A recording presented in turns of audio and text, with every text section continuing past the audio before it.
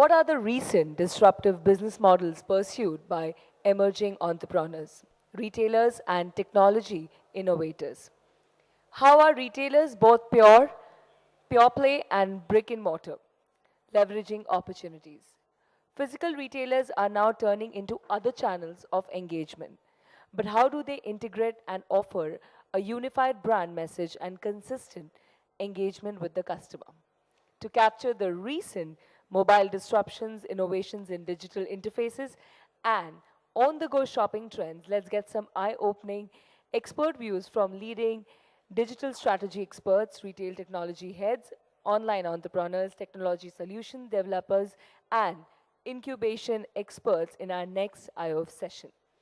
Open, powered by Open Bravo Omnichannel, is the future mantra, building retail business that will stand the test of time by connecting the dots between physical and virtual retail. I would like to invite Mr. Shunando Banerjee, business leader Asia Pacific and Middle East, Open Bravo, to come and deliver his presentation. Thank you very much. Uh, I think it is just exactly after not the lunchtime, right? So how many of you are awake completely? Good. Um, I wish I could dance a bit so that you people are kind of, after seeing me, I'm sure you would have completely gone out of sleep for a few days. Um, there is a discussion which is going on for the last 2 days that omnichannel, it's a buzzword, whether omnichannel is going to stay or not, etc., etc. Before I start anything about omnichannel, let me give you one example. It's about my mother. My mother, she stays in a very remote place in West Bengal, and she is an ex-teacher. And today morning she called me and she said, "Can you send me a photograph of yours while speaking by WhatsApp?" And she is 69, and 2 years back when I gave her a phone, she said that I need a phone with buttons, not with the touch. And it took me almost, I think, 2 days to search and find out the right phone for her, which she can touch. I mean, not touch, but using the buttons. So that is what it is. See, omnichannel is nothing which is new. Omnichannel was always there. It's just the way we are transforming the journey. That's what. So in Open Bravo, it's basically we are an enabler for omnichannel. And though 10 minutes is a very short time to discuss what Open Bravo offers, but I would like to take you fast to certain slides. This is nothing about, yeah? This one, right? Okay, fantastic. This was nothing retail, huh? This is technology. Okay. So a few interesting facts, and I think this is very interesting for you to, you have been going through a lot of percentages for the last 2 days, but something very interesting is that what exactly that actually works with the consumer. And when we are talking about omnichannel, we are not talking about taking people to online or taking people offline, nothing. We are basically projecting something by which we could bring people again to the store using the latest technology. Now, see what exactly the consumer wants. So 62% of the consumer, they feel that what is most important is the ability to buy online and then make the returns at the store. So returning the goods at the store is very important for them. 47% of them, they feel, and this is contrary to the concept that I don't want to give my detail to my retailer. It's a very interesting, in fact, Happiest Mind, one of our partners, they have actually published a report from US retailers yesterday. You can actually find it on the net, which says that 47% of the customer wants to give their detail to the retailer if they get a good offer from them, which is very interesting. Then there are a few things which are basically about one-click checkout online, then there are ability to complete purchase in store and mobile stores and things like that.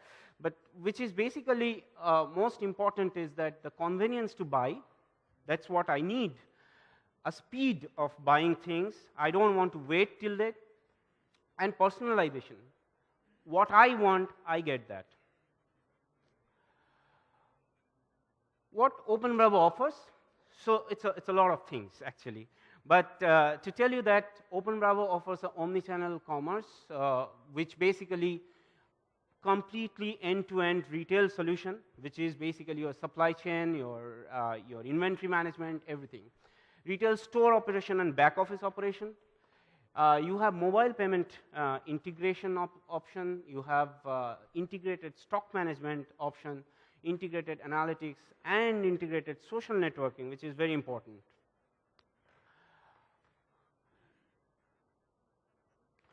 Know your customer. Now, this is again a very interesting slide. I think I mean, whoever wants this slide, I can actually send it to you, because it's very short time for me to explain everything. But what we are trying to do in OpenBravo is basically to bring people back to store. So for retailers who are thinking, especially there are a lot of real estate companies sitting outside and they're feeling that what these guys are talking about, this omnichannel, oh my God, our business is going to go. No. Physical store is always going to be there, and we are here to bring your people back to the store, because store is not going to be, I mean, it's not going to be obsolete, definitely. So retail is not dead, absolutely. Retail is there, omnichannel is here, but that doesn't mean that we are going away from retail. So what exactly a store means today? It's a service center. So what we are, I mean, it's basically a concept that we are actually bringing to the board, that store is basically a service or a support center for the customer, where you also can get products. You get analytics everywhere, not only at the store level, at the inventory level, at the customer level, at every level you need analytics and proper use of analytics. Marketing. Marketing as such, it's a big, big thing, but how we are going to effectively use marketing is something is very important for us. Logistic tools, because ultimately it all depends on logistics. You have a proper logistic, you have a proper supply chain, everything goes smooth, and you need a support service for that. And your extended inventory, how your inventory goes along with you. I can quickly talk about a fantastic case study, which is Cirque du Soleil, which is the largest circus company. It's a Fortune 500 company. And they go to different cities for having circus, where they have merchandise stores that goes with them. And those stores are live in just one day. So from, say, New York, they go to, say, Virginia, where they start a circus, and then they have their store live in just a day, and then they start selling. So that's how you have to extend your inventory, and then ultimately it's online. So online is just one single piece of the retail business.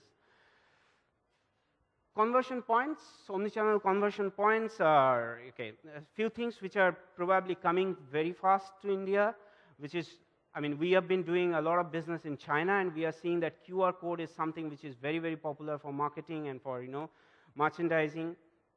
Shop locator, I can locate a shop from any place, anywhere. I can actually locate, and I can go there. You have a very dynamic promotion. And these are basically the touch points. It's very interesting how we actually touch. So shop basically touch with e-commerce, social, call center. That is basically how you connect to your customer, your products. And then this is basically the matrix that we follow in terms of implementation of the omnichannel reality. A detailed strategy of our omnichannel journey. First, you have to create a brand. Without a brand, whatever we are selling is basically brand, and people actually buy. I mean, we just had an offline discussion before I came here, and we were saying that brand, people basically go for brand. And so we need to create a brand, clear strategy for having a brand, define a very, very clear strategy for our brand. Then the foundation. So all support center or all support mechanism is basically the foundation of getting into the market. And omnichannel is just another strategy basically to build that strategy, build that foundation. And then you prepare a channel. You first deploy one channel, which I believe Shopper Stop has done with their Andheri store in early 90s. So that's basically where they have started one channel. And one channel, once it is successful, you put the analytics on top of it, see how you are growing, and then use that analytics to go for multiple channels. That could be multiple stores, that could be your online stores, that could be anything. But it's the seamless experience of the customer. Wherever he is offline, he's online, on the store, everywhere, he should get the same similar kind of experience. Talking about solution, well, I would not get into the jargons of technology, but we believe, or rather in OpenBravo, we believe that we need to give a simple architecture so that you can expand the solution, you can scale the solution, and the sustainability of the solution is very important. Performance. Whoever is retailer, I have seen one thing, that the speed of making a bill, that is a very, very important part. So people should not wait more. And strategic investment. So where, I'm sure that all the retailers over here have been approached by multiple technology company over here in this last 2 days, or probably today also. But you need to be very, very sure where you are going to invest. So it is a strategic. So any investment that you made in the technology has to be strategic investment, and that has to have a very, very distant impact on your on your business. Experience of OpenBravo, we have experience in multi-countries, different countries. We have success stories in Asia Pacific, China, Australia, Europe, US, and LATAM. Offline, we can talk about those success stories. We are a leading technology and vision. Probably that's one of the very interesting facts is that we have started the omni-channel journey almost 9 years back when people have never thought about it. We have started our POS online. It's a completely web-based POS, probably 9 years back when people have never thought of, right? Business problems, we have few challenges. I think these problems have been or something that we are going to discuss now. Few things which are basically the core of critical omni-channel capabilities, that is cross-channel analytics, central stock, central master data, and things like that. This is our POS, which is very interesting, and it can run on a tablet, it can run on a mobile phone, it can run on any damn equipment that you provide. Mobile payment, it's a very, again, I don't think I have the time to explain this, but mobile payment is something which we actually have done many times. So that's basically about the solution. So what we do is that we rationalize, then we monitor the success, then we optimize on top of it, then we engage people and the management, and then we grow. Few references, and definitely we would like to have your logos here. This is our contacts. You can always get in touch with me offline, and I think that's it, almost on time. Right. Thank you very much. Welcome, everybody, to what we are sure is going to be a very exciting panel. So let me start by saying I'm thrilled to be moderating this panel. I can't believe we have such a incredible pool of experts from different different backgrounds, retailers, service providers, different store formats, different like luxury, non-luxury, different categories, so on and so forth. So we're going to have a very rich conversation. I just wanted to say that, just by way of introduction, we at Snapdeal over the last 4 months have built an omni-channel solution, a platform that leverages our core platform, our marketplace, which has about 40 million active customers on one end and 100,000 plus sellers on the other. So this is very exciting. It was a very complex task putting it all together, and so I've really stared at it from point blank range, and so I'm really looking forward to kind of drawing on some very deep insights from folks who have actually done it and having a great conversation. So without much further ado, let me break down omni-channel. I'd love just one round for each of you to just give us a sense of what omni-channel means for you, right, and how your role or your organization is approaching it. So we keep it crisp and short, but maybe Venkat, we can start with you. I'm the founder, CEO of Vinculum. So we are a software company enabling multi-channel retailing with products for order fulfillment and order management. My experience is what I see with customers. The definition for omni-channel, the way I see it is there are two loops. There is a closed loop where there are offline retailers who are selling online and who want to give a consistent experience to their customers between online and offline. So to that extent, you're looking at solutions and you're looking at processes and culture to be set up in the company so that customers can look up inventory before they shop. Customers can visit the store and be able to close the sale even if the product is not available.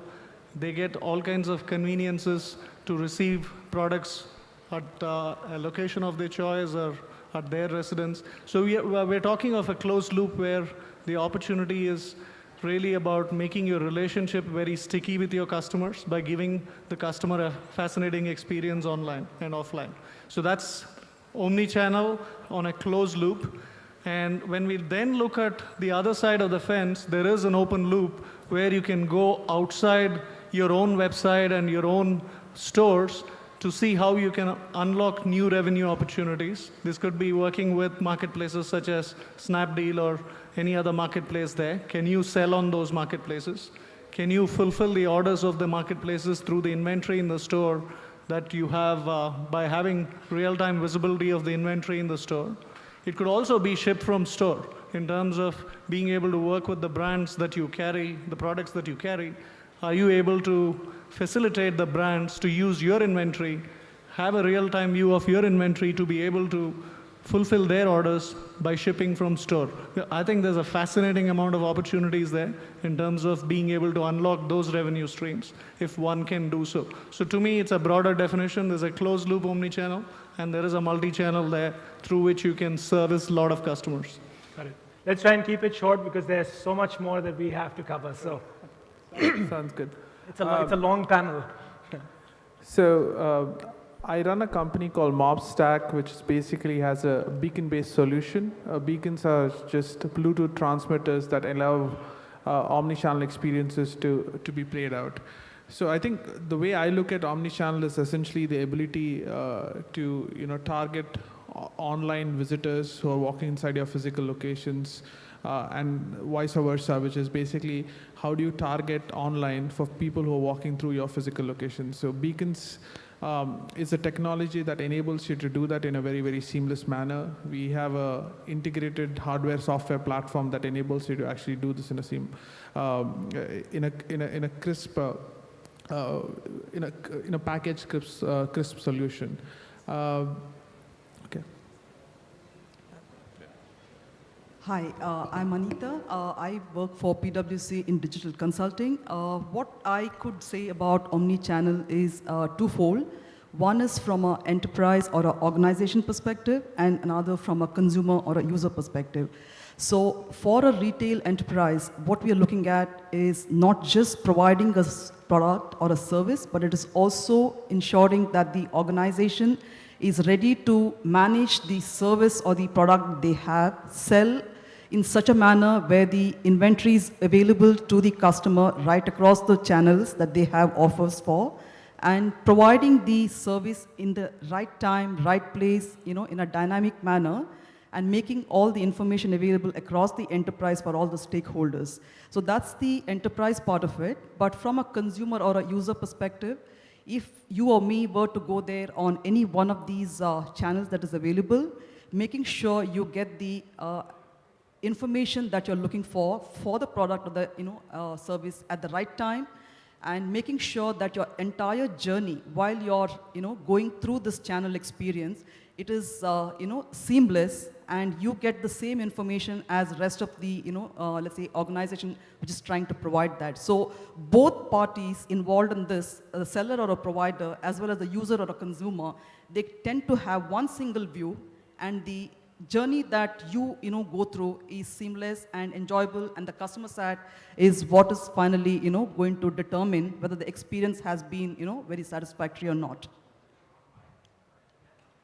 Hi everyone, great to be here. I am Mahesh. I'm part of the Target team here in India. So Target, as many of you would know, is a US multi-brand retailer. For us, it is empowering our customers, who we call guests, to shop anywhere, anytime. Simple as that. So as long as we are doing everything in our power to allow our customers to shop anywhere, anytime, that's omnichannel for us. We can skip Sunando since Yeah. you had a chance to. Yeah, I already share had most a of talk on that. I'm Yasho Sabu. I head Ethos, that's a chain of luxury watch stores. And I think for luxury customers, the question that I ask is, the brands, luxury brands are very wary about doing anything online because they rightly believe that the physical experience of luxury is very central to luxury sales. So whereas customers, of course, don't want to be restricted only to go to stores. So really, for luxury customers who's buying, let's say, a 5 lakh or a 10 lakh rupee watch, it really means how can we allow them the convenience of online research, online knowledge gathering, information gathering, and marry it with the experience, the physical experience of a luxury product. And thereafter, after the sale, how can you carry it forward into the service that the product usually requires in a very seamless way? I think that seamlessness is something that the customers have come to expect, and we as retailers and brands need to be able to keep in touch with that. For me, that is omnichannel. Hi, this is Amit. I'm representing Future Group. I've been trying to understand omnichannel for a couple of years now. I think as a group, Future Group has been an omnichannel retailer for quite some time because we are the leaders in brick retail and we have already ventured in electronic retail as well. So the definition of omnicommerce for us, basically, or omnichannel for us is an old definition. We want to move towards a new channel, which is an endless channel, okay, which is a combination of omni, multi. We don't hear omni and multi anymore. Okay, so we need to come with a new word now. From a business model versus a technology support model, I think it's all about complementing your present retail processes, your retail customers, and your retail needs. And the technology needs to support in whatever the business model is. Yeah. So for us at Plum Slice, so I run Plum Slice, we provide very specific pointed solutions for retailers and e-tailers to enable both digital commerce for e-commerce pure plays as well as the brick and mortar companies. But before starting Plum Slice, I spent about 15 years.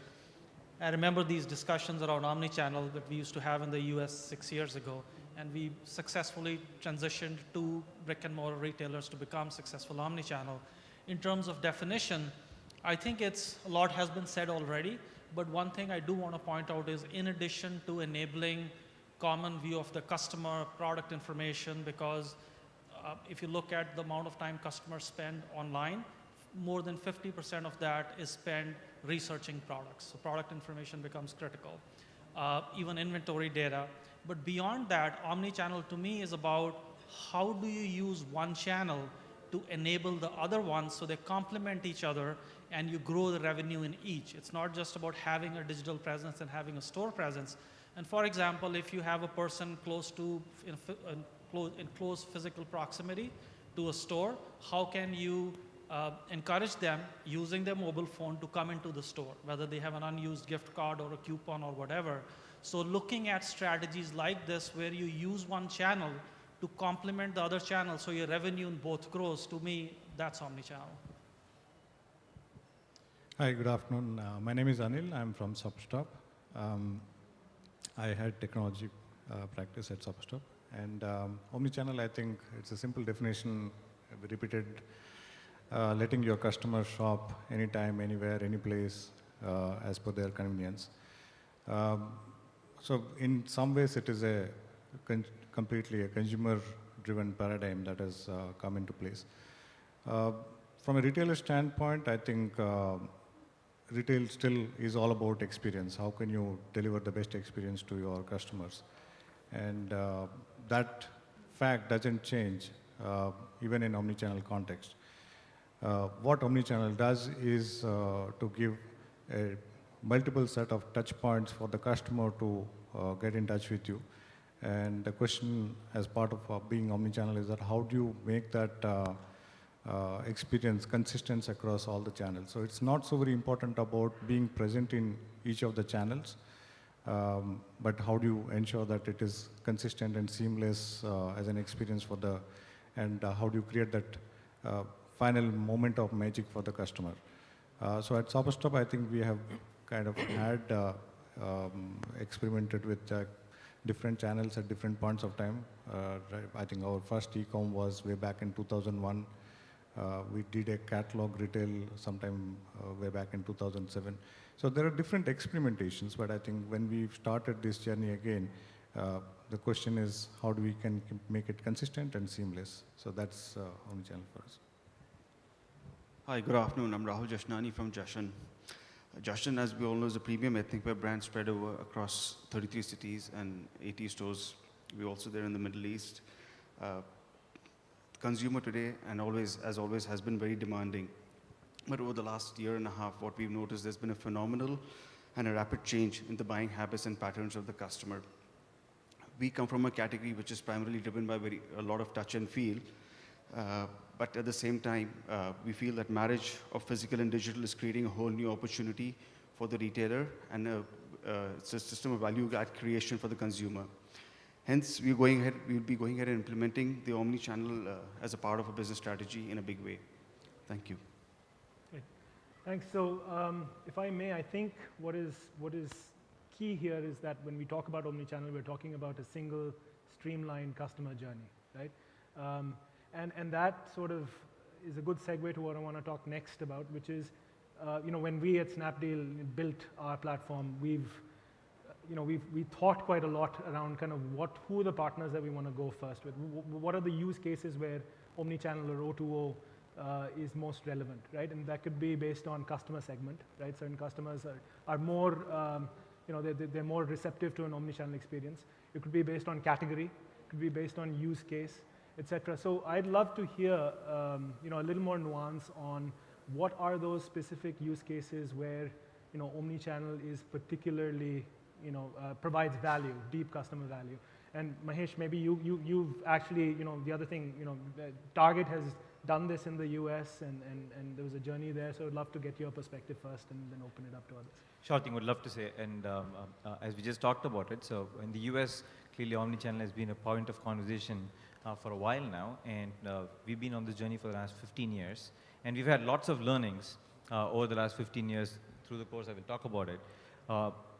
Ultimately, it's about where consumers are going, right? And we have to work backwards from consumers, and every consumer is different, and every category in which their purchase journey traverses across multiple channels, from discovery to price validation to purchase to post-purchase, is also very different. I'll give you a few examples of things that we've done. If you look at frequency categories like grocery, for example, subscription services does a phenomenal job. Right?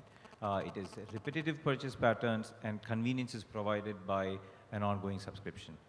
Where the omnichannel comes in is we are able to fulfill that from our nearby store locations. Right?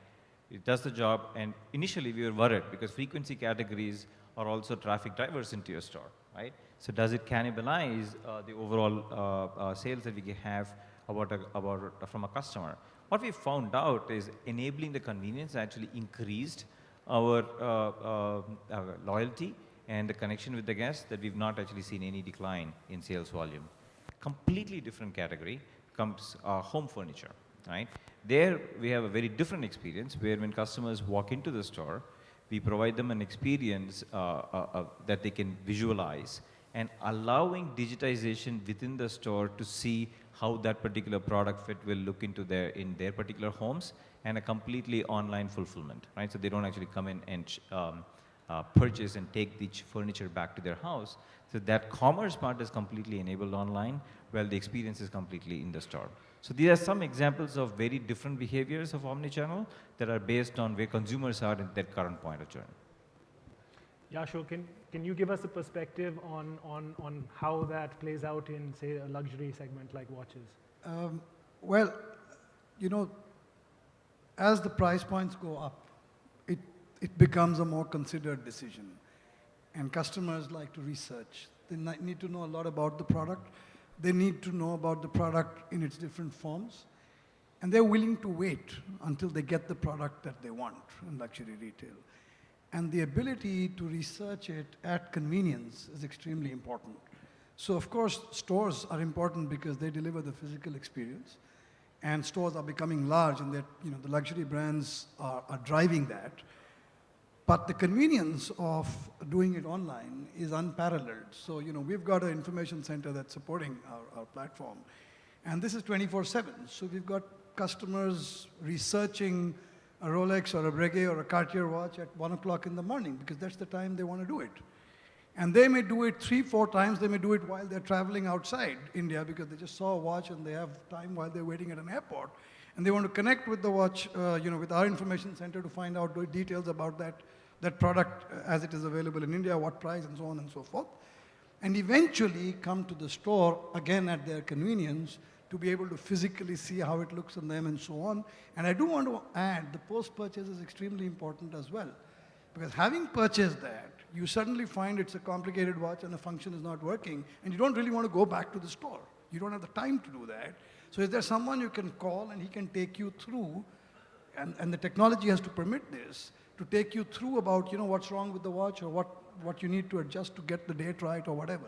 So I think all of this is extremely important in luxury purchases, and that's something that brands, unfortunately, are not realizing fast enough.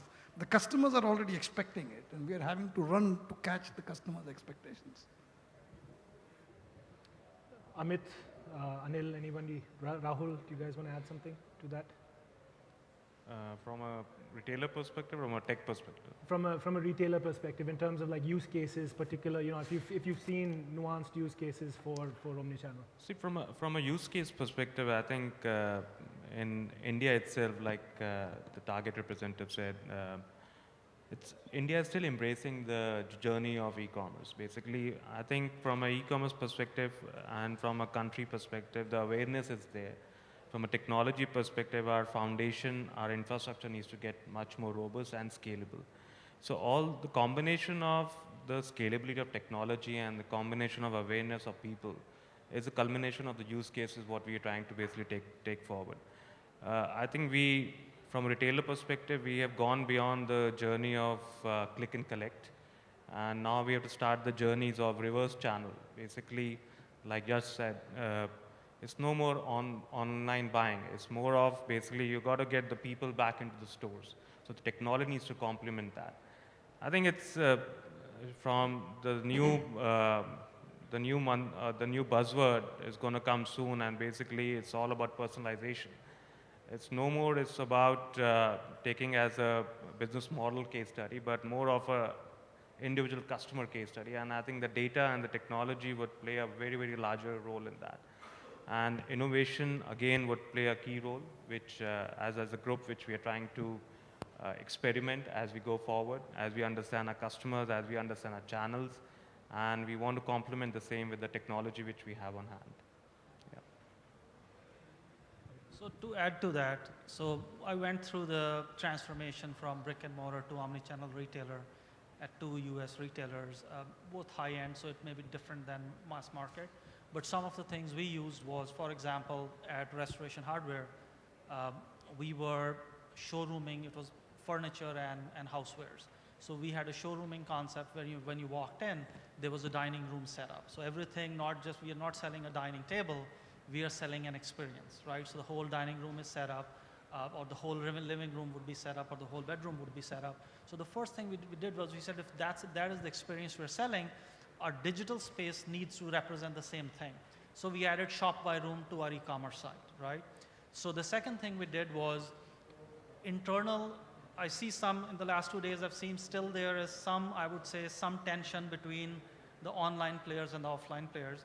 We saw that within the same company, different groups, they were struggling with each other, right? But then when we saw that, we did an e-commerce site, and then we started our store strategy was driven by here is the zip code that our e-commerce orders are coming from, and they are increasing, so let's go open a store there. So when we opened the store there, again, there were conversations around cannibalization, but what we found was it wasn't just that the store revenue went up, in the same area, the e-com revenue also went up. So when the internal team started looking at this data and saying, opening a store helps online and online helps the store, I think that sort of fostered a lot more collaboration.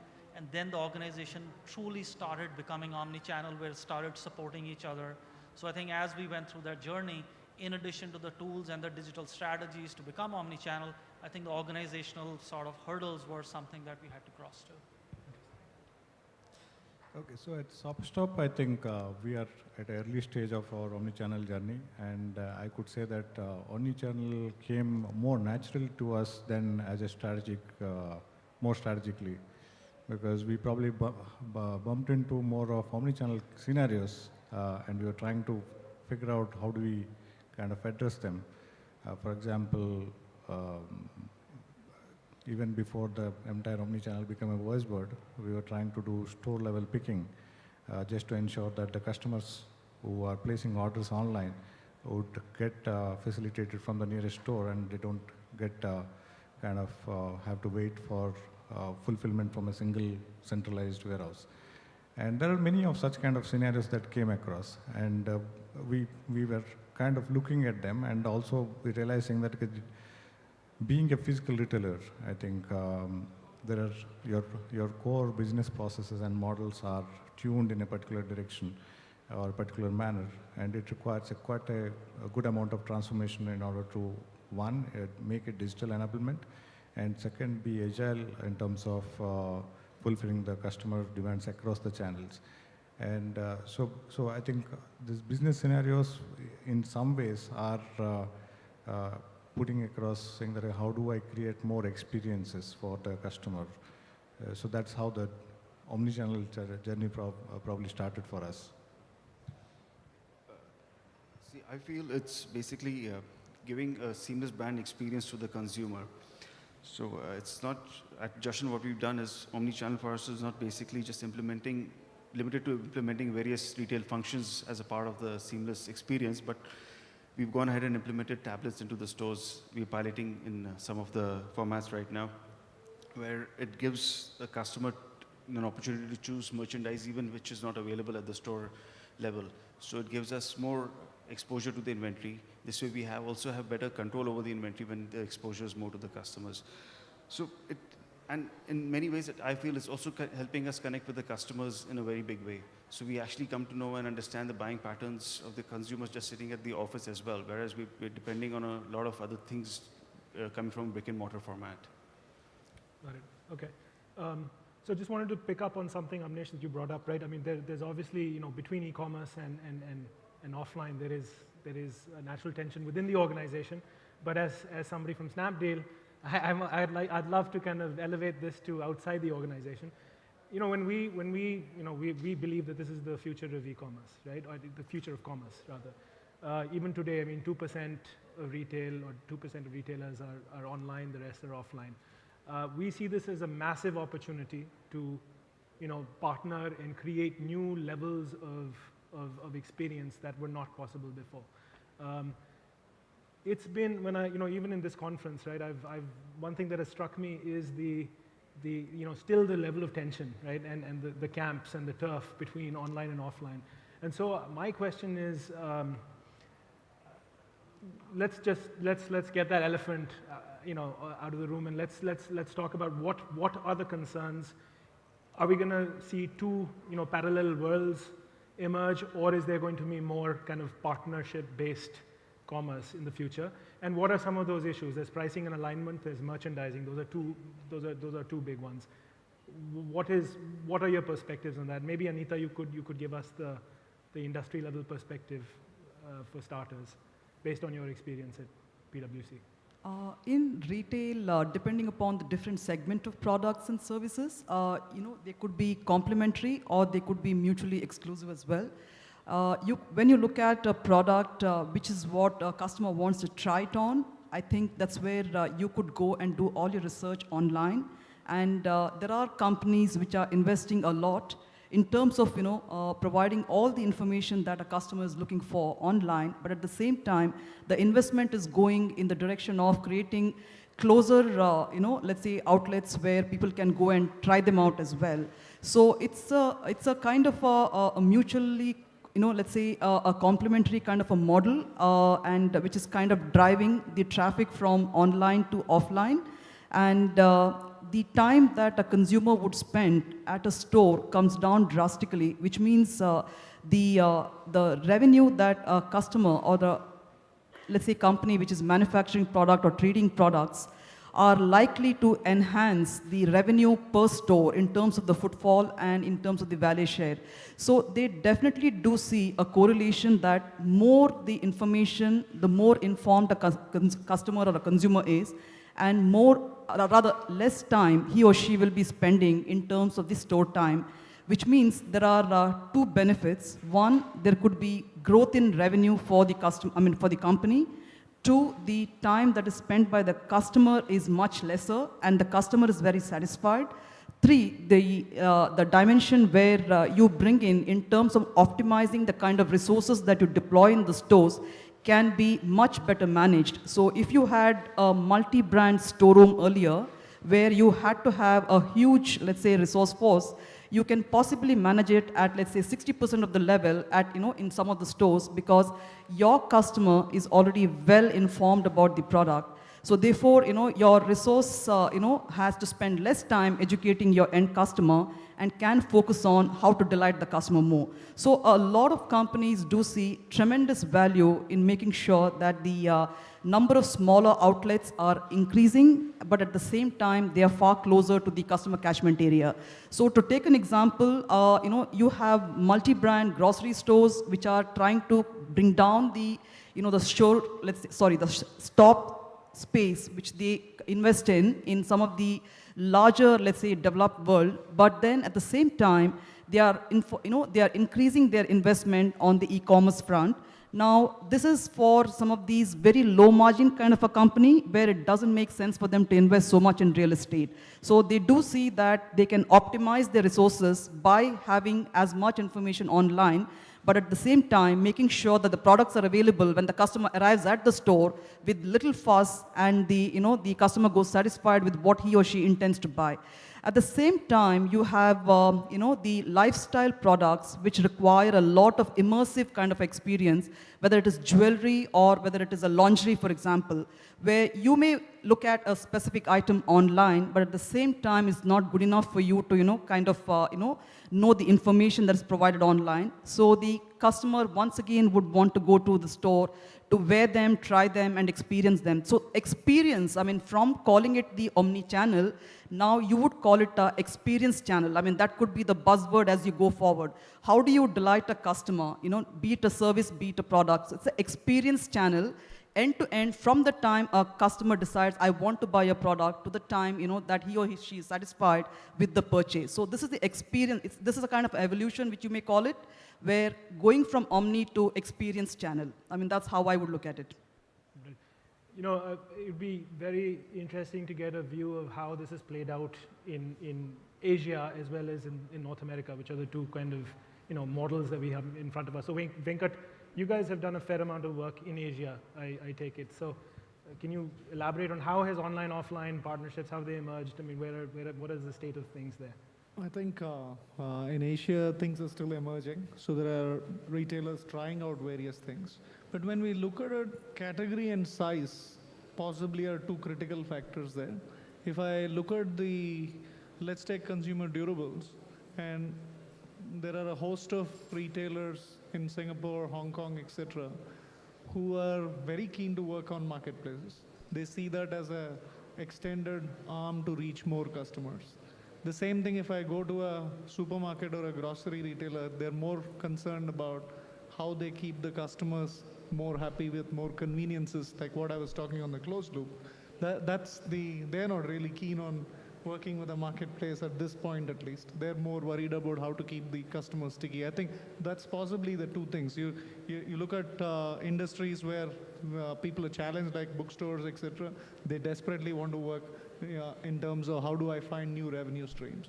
So I think it boils down to the category and the size of the customer. So anybody in that medium-sized retailer, maybe less than 5 bill kind of a size, they definitely want to work with marketplaces. That's our observation. The guys who are the 10 bill plus kind of retailers, they want to make sure that they keep the customers extremely happy by making it more and more flexible and convenient for customers to be able to work with them both online and offline. That's. And then in the US, in fact, I mean, I've been struck by the, by the lack of, I mean, I don't see Amazon partnering with Target or, or maybe, I don't know if there is some. Computer, right? But what happened there? Like, why haven't we seen online, offline partnerships to the extent one would have expected? Yeah, actually, it's interesting. Amazon used to run our website 15 years ago, right? So we did have that, and that's no longer true. As we realized, the importance of digitization is a core competency that we want to embrace in the company. There are actually lot of places where people are collaborating, though none of them have surfaced to the top. For example, just using Target as an example, we sell our products, our own brands through marketplaces. So that from a commerce standpoint, there's already a collaboration, though we have our own digital platforms as well. In terms of, if you look at the pricing, which is another important part that I talked about, localization is a place where offline retail, which offers convenience and locally relevant products, is actually fairly complementary to your digital platform, which is about products that you can get anywhere. So that's another place where we see a lot of things happening. Fulfillment is a place as well, where we see stores, which are really assets spread across the geography, offer speed of pickup or speed of delivery, complemented with local players who are experts when it comes to last mile delivery, really app-driven, be it curbside or Instacart, for example. So these are places where we already see, and these are the partnerships that we are already working on, though nothing has really emerged as sort of two big players working, to your point. And Amit and Anil, you guys, you've embarked on a vertically integrated model, and then you may sort of or may not expose it externally. But what was, was there any thinking behind choosing a vertically integrated closed model for starters? You're asking me? I was asking Amit from Future Group and Anil from ShopperStop. Can you come again? Sorry. So I'm just, we're exploring partnerships versus going at it alone, right? And there have been multiple perspectives offered. And so what I was wondering, in both your cases, you've built, a vertically integrated, exclusive omnichannel layer, right, as the first building block, and then you may or may not go beyond that. So I'm just trying to understand what was the thought process. Do you see merits of a vertically integrated model? So, from a retailer perspective, a vertical integration is across categories and across segments. When I say categories, it can be a home category, it can be a fashion category, it can be a grocery category. And when I say segmentation, it can be across customer segmentation as well.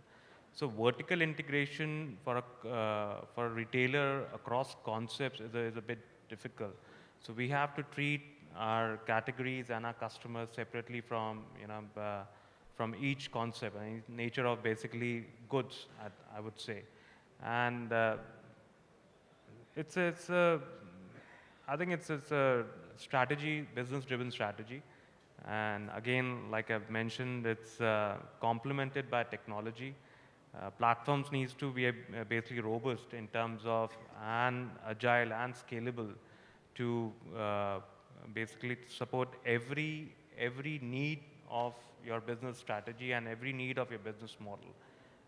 That's the vertical collaboration or the business. What are some of those underpinnings of the strategy and the business model? What are the most important factors that determine whether you go via partnership mode or do it on your own? I think it's more of a collaborative thinking. It's more of a collaborative design thinking. It's a design to achieve, through the enablement of technology, I would say. Technology functions these days in any way you want it to function. And if you're not basically have the right design in place and supporting the right process and the right delivery, I think it's not going to work. I think ours is slightly different story to that extent. I think being a true department store format, I think we always wanted to bring in a variety of options to the customers, and which meant that, yes, partnerships are a kind of a DNA ingrained into the entire organization. But for a partnership to happen, I think you need a partner to be there, and that's where. And if you look back into our history, I think whether it is many of the international companies whom we have partnered with, and also probably today with the kind of partnership that we have just embarking onto with Snapdeal. So I think that's the mode that will continue with us. If I may add, right, it's very interesting to look at it. Retail as an industry is going through a fairly significant transformation as a result of this digitization, the bringing together of digital and physical. And it's really a history that's being written, right? There is no one story. It's fascinating to see how different players are going at it from completely different standpoints, right? And of course, we'll wait and see as to what different models survive. Yeah. So moving from the partnership, I mean, one thing that Sharad here, his company does is kind of interface between online and offline players or solutions. So Sharad, can you speak a little bit about how beacon technology or even other such technologies, be it NFC, be it any proximity or even geo-enabled technology that can help kind of bridge this gap and create new kind of joint value propositions? Sure. I can speak a little more about Beacon, but as you rightly mentioned, there are a lot of different technologies that have been trying to solve this whole offline-online bridging.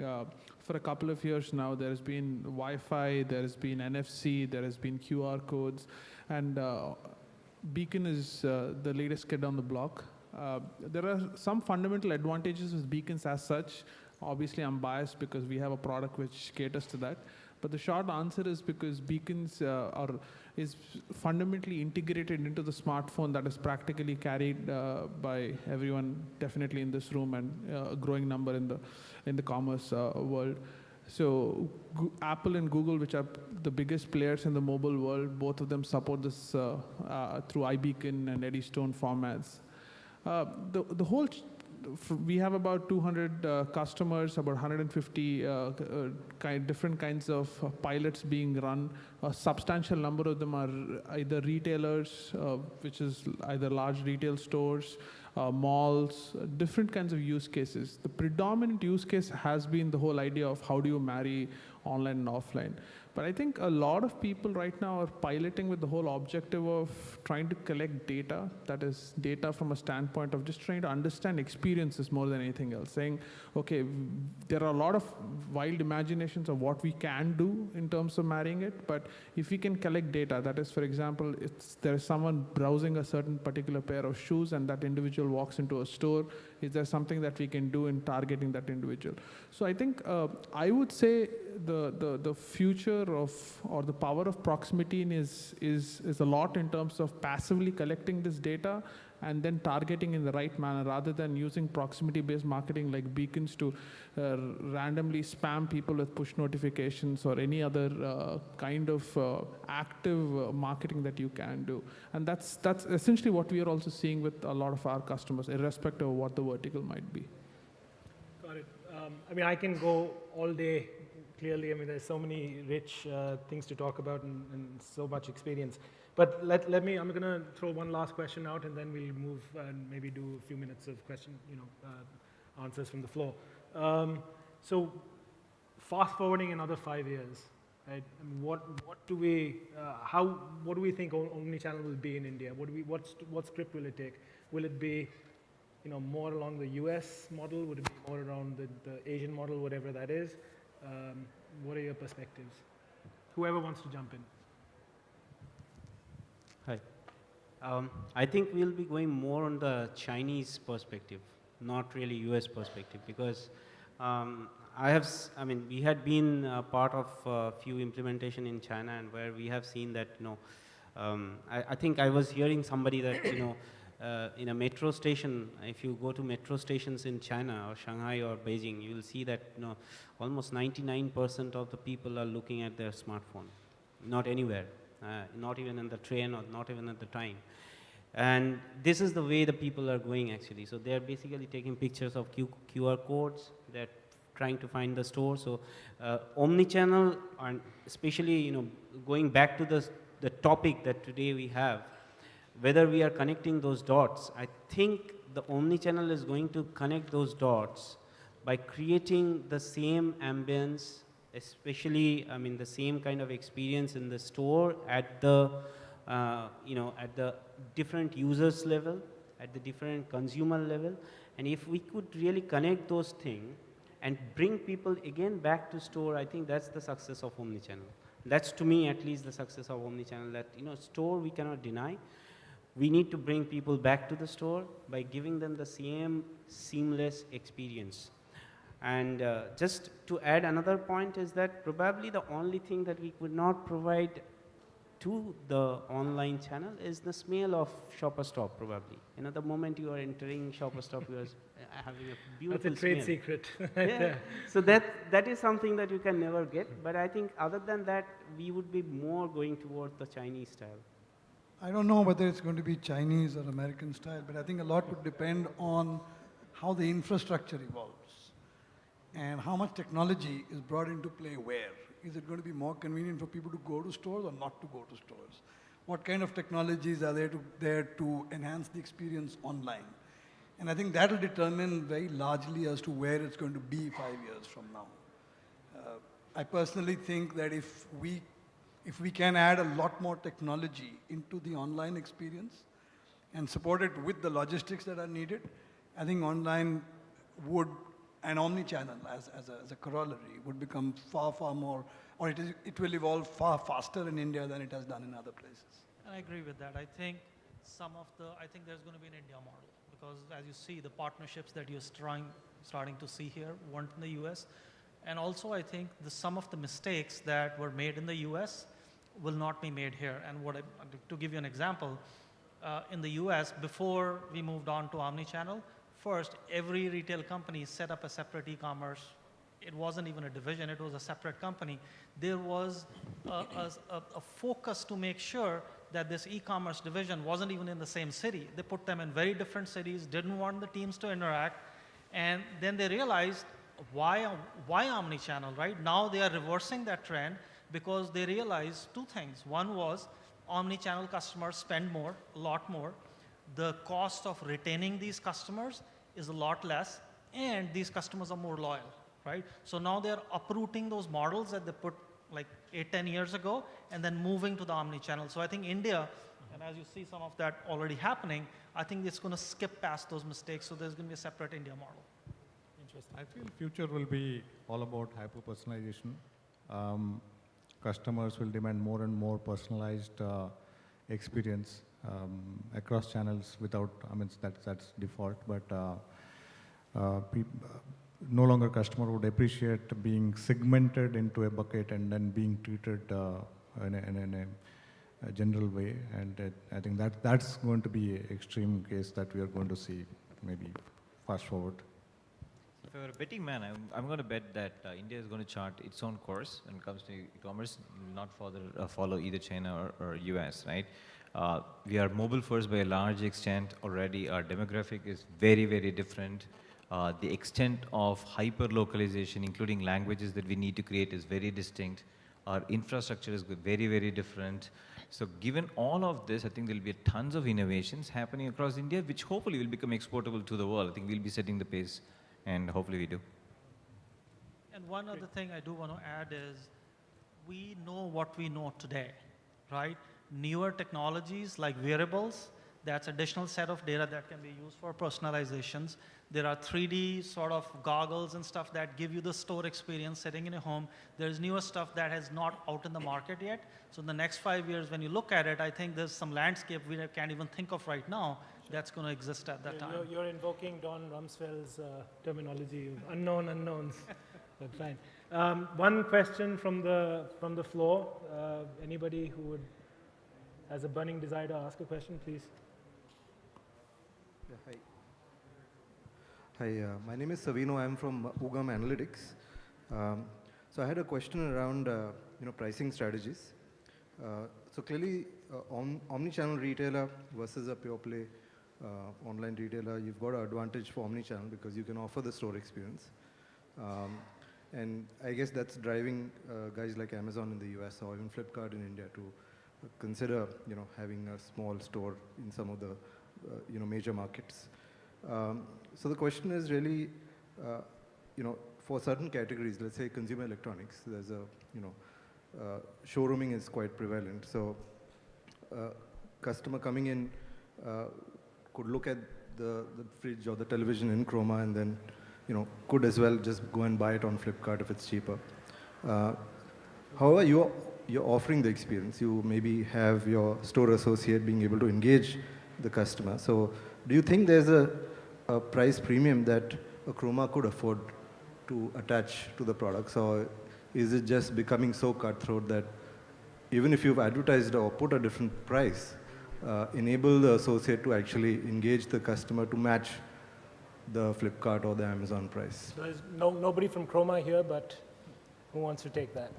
I could take a stab at that, not in the Indian context. I'll talk about US, right? We had a very, very similar thing. People were worried about channel conflict when it comes to pricing. We're worried about showrooming, right? But here is the truth. Consumers are going to shift in the way that they're already shifting. Either you as a retailer are part of the answer in the future or not. Just because I don't carry a product because I can't price it to an e-tailer doesn't mean the consumer is not going to get the product, right? It's about finding ways to effectively compete in that world. Some things that have worked for us is hyper-localization. If convenience is a place, then be there where customers are. I think Anita talked about it in terms of customer catchment area. Compete with speed.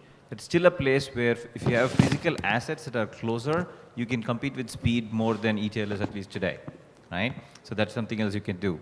Provide services that are very difficult to pull off, right? You're leveraging your physical presence. So that is something which you can charge a premium for. So ultimately, it's about leveraging your core capabilities and realizing that customers are going to go the way you are, as opposed to denying the truth, which is going to ultimately hit you anyway. I'll add a point to that. In terms of managing the inventory, I think this would still be a very, very useful channel, because when you have a clear visibility as to where you stand in terms of your inventory, you can manage the pricing part much better as against when you did not have this omni-channel visibility earlier on. So if you are able to get rid of the inventory, because of which you are able to manage your other, let's say, cost aspects, you're still likely to drive the profit margin up and not make a loss, as against having a lot of profit and yet poor inventory management. So from that perspective, I think there is still a lot of gain for any manufacturer who's managing the products without a premium, but still is able to manage his back-end fulfillment engine much better. Fantastic. I think we'll have to close it there. I just want to extend a very, very warm thank you to the whole panel here. Please extend them a big hand, and thank you for your patience.